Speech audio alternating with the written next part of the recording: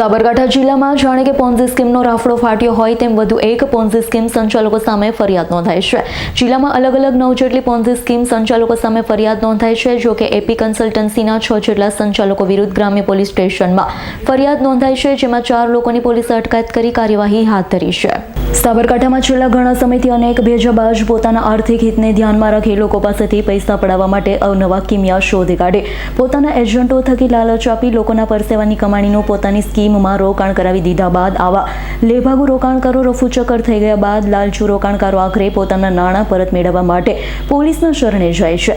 અગાઉ પણ સાબરકાંઠામાં પોન્ઝી સ્કીમના સંચાલકો વિરુદ્ધ ફરિયાદ નોંધાઈ ચૂકી છે, ત્યારે વધુ એક ફરિયાદીનો તેમાં ઉમેરો થયો છે, જેમાં આરટીઓ સર્કલ પાસે ઓફિસ ધરાવતા એપી કન્સલ્ટન્સીના 6 ભાગીદારો વિરુદ્ધ હિંમતનગર ગ્રામ્ય પોલીસ સ્ટેશનમાં નોંધેલી ફરિયાદ બાદ વધુ એક વખત પોન્ઝી સ્કીમનું કૌભાંડ જિલ્લામાં ચર્ચાના એરણ આવી ગયું છે. હિંમતનગરના આરટીઓ સર્કલ પાસે આવેલા શાંતમ 7 કોમ્પ્લેક્સમાં ઓફિસ ધરાવતા અનિલસિંહ ઉર્ફે અનિલકુમાર પ્રદીપસિંહ પરમાર અને અન્ય 6 લોકોને સાથે મળી એપી કન્સલ્ટન્સી નામની પોન્ઝી સ્કીમ ગત તારીખ 23 ઓગસ્ટથી ડિસેમ્બર મહિના દરમિયાન રોકાણકારો માટે શરૂ કરી હતી, જેમાં પોન્ઝી સ્કીમમાં રોકાણ કરનારને 10 થી 15% વ્યાજ આપવાની લાલચ આપી શરૂઆતના તબક્કામાં 12 રોકાણકારો પાસેથી અંદાજે ₹53,58,000નું રોકાણ કરાવી દીધું હતું, જેમાં હિંમતનગર સિવિલના નર્સિંગ સ્ટાફમાં ફરજ બજાવતા મિતેશ પટેલ અને તેમના પત્ની પાસેથી રોકાણ મેળવી લીધા બાદ આરટીઓ વિસ્તારમાં આવેલા એપી કન્સલ્ટન્સીની ઓફિસમાં મેનેજર અને સ્ટાફની ભરતી કર્યા બાદ તેમણે પણ રોકાણ લાવવા માટે ઊંચું કમિશન આપવાની લાલચ અપાઈ હતી.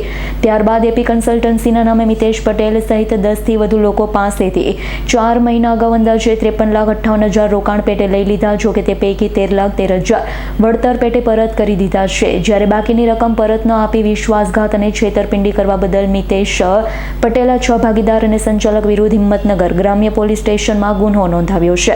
સાબરકાંઠા જિલ્લામાં અત્યાર સુધી વિવિધ 9 જેટલી પોન્ઝી સ્કીમની ફરિયાદ નોંધાઈ છે. પોલીસ પણ આ તમામ લોકો વિરુદ્ધ કડક કાર્યવાહી હાથ ધરી છે. નોંધનીય છે કે એપી કન્સલ્ટન્સીના ઝડપાયેલા 4 આરોપીની પૂછપરછ હાથ ધરી કોર્ટમાં રજૂ કરવાની કામગીરી પણ ગ્રામ્ય પોલીસે હાથ ધરી છે.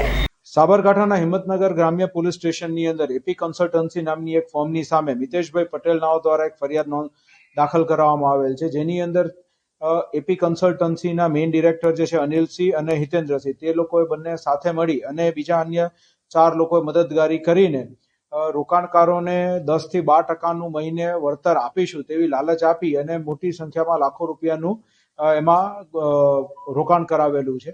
હાલ જે ફરિયાદ દાખલ થઈ છે તેની અંદર ટોટલ 7 લોકોના 53 લાખ રૂપિયા જે છે તેની અંદર ઇન્વેસ્ટ થયા હતા, જેમાંથી 13 લાખ રૂપિયાનું વળતર શરૂઆતમાં આપવામાં આવ્યું અને ત્યારબાદ છેલ્લા 6-8 મહિનાથી તે ઓફિસ બંધ કરીને જતા રહેલ છે. અત્યાર સુધીની તપાસ મુજબ આ રીતે જય માતાજી ફાઇનાન્સના નામે અને ત્યારબાદ એપી કન્સલ્ટન્સીના નામે છેલ્લા 5 વર્ષથી આ પ્રકારની કાર્યવાહી કરવામાં આવતી હતી અને રોકાણકારોને આ રીતે જે લાલચ આપીને રોકાણ કરવામાં આવતું હતું, તેમાં હિંમતનગર ગ્રામ્ય ઉપરાંત સાબરકાંઠાના અન્ય પોલીસ સ્ટેશન ખેડ, બ્રહ્મા, વડાલી તથા રાજસ્થાનના પણ અમુક જગ્યાએ આ મુજબની ઓફિસો ખોલીને રોકાણકારોને લાલચ આપીને તેમની સાથે છેતરપિંડી કરવામાં આવેલ છે તેવી માહિતી મળેલી છે. હાલ હિંમતનગર ગ્રામ્ય પોલીસ સ્ટેશન દ્વારા 4 લોકોની અટકાયત કરવામાં આવી છે, તે લોકોની પૂછપરછ કરવામાં આવી રહી છે અને પુરાવા પડતા તે લોકોની સામે કાયદેસરની વિધિવત કાર્યવાહી હાથ ધરવામાં આવશે. તે લોકોના રિમાન્ડ મેળવીને આગળ ફર્ધર તપાસ શરૂ કરવામાં આવશે.